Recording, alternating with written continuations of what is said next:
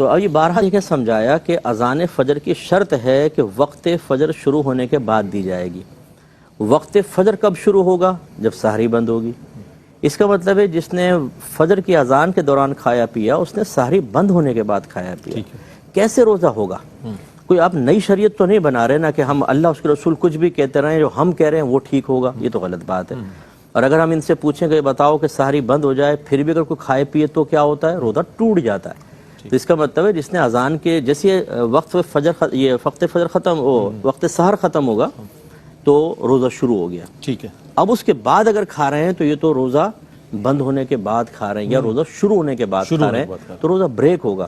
اور جان بوجھ کے اگر روزہ توڑ دیا جائے تو اس پہ تو کفارے ہوتے ہیں، اور یہ سب لا علمی میں ہوتا ہے، اور یہ سب جہالت کے اندر ہو رہا ہے۔ تو اس لیے مطلب یہ کہ بہت احتیاط کرنی چاہیے، اور جو علماء کہہ رہے ہیں اس کو سنیں، اپنے گھر والوں کے اس پہ نہ چلیں۔ یہ روش ٹھیک نہیں ہے کہ جی ہمارے آباء و اجداد ایسا کرتے چلے آئیں۔